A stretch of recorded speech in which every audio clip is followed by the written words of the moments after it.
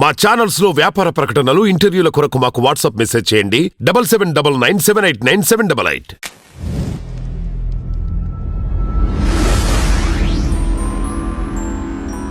నమస్తే, welcome to our channel. నేను గౌస్య. కాంగ్రెస్ ప్రభుత్వం అభయహస్తం గ్యారంటీ పథకాలకు లబ్ధిదారుల ఎంపిక కోసం నేటి నుంచి దరఖాస్తులు స్వీకరించనుంది. ప్రజాపాలన దరఖాస్తు ఫామ్ ని సీఎం రేవంత్ రెడ్డి బుధవారం విడుదల చేశారు. మహాలక్ష్మి, రైతు భరోసా, గృహజ్యోతి, ఇందిరమ్మ ఇల్లు, చేయూత 5 పథకాల వివరాలు ఈ ఫామ్లో ఉన్నాయి.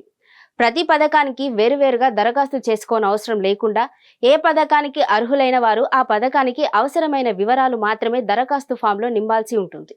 అన్ని పథకాలకు అర్హులైన ఒకే దరఖాస్తులోని ఆయా వివరాలు నింపితే సరిపోతుంది. దరఖాస్తు ఫామ్తో పాటు ration card, Aadhaar card, xerox కాపీలు, దరఖాస్తుదారు ఫోటో ఇవ్వాల్సి ఉంటుంది.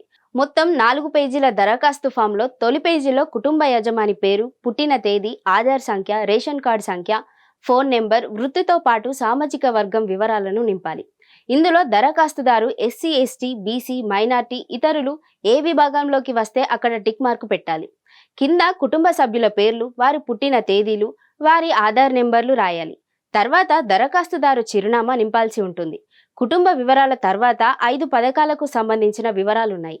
ఏ పథకానికి దరఖాస్తు చేయాలని అనుకుంటే ఆ పథకం దగ్గర టిక్ మార్క్ చేయాలి.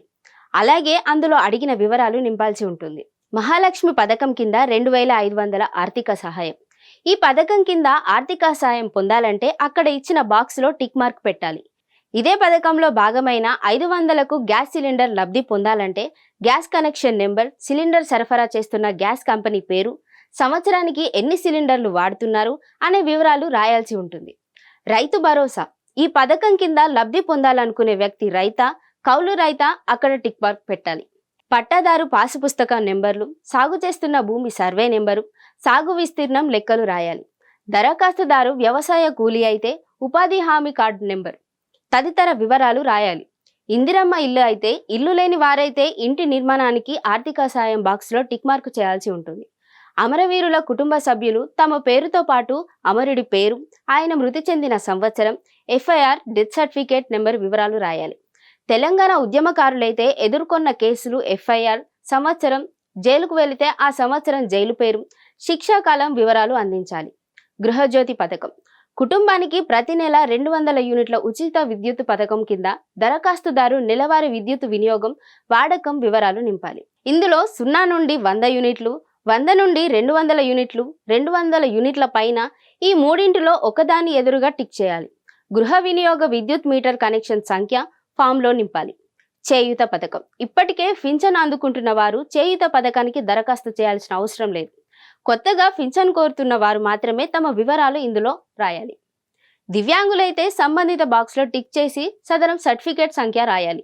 ఇతరుల్లో వృద్ధాప్య, వితంతు, గీత కార్మికులు, చేనేత కార్మికులు, డయాలసిస్ బాధితులు, ఎయిడ్స్ వ్యాధిగ్రస్తులు, బీడీ కార్మికులు, ఒంటరి మహిళ, ఫైలేరియా బాధితులు ఎవరైతే వారికి సంబంధించిన బాక్స్లో టిక్ చేయాల్సి ఉంటుంది. చివరి పేజీలో దరఖాస్తుదారు సంతకం లేదా వేరి ముద్రతో పాటు పేరు, తేదీ రాయాలి. నింపిన దరఖాస్తు ఫామ్ని గ్రామసభ, వార్డు సభల్లో అధికారులకు ఇవ్వాల్సి ఉంటుంది.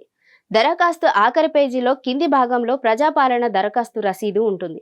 దరఖాస్తుదారు పేరు, సంఖ్యతో పాటు దరఖాస్తు చేసిన పథకాల బాక్స్లో టిక్ చేసి సంబంధిత అధికారి సంతకం చేసి రసీదు ఇస్తారు. ఆ తర్వాత లబ్ధిదారుల ఎంపిక ప్రక్రియ ఉంటుంది.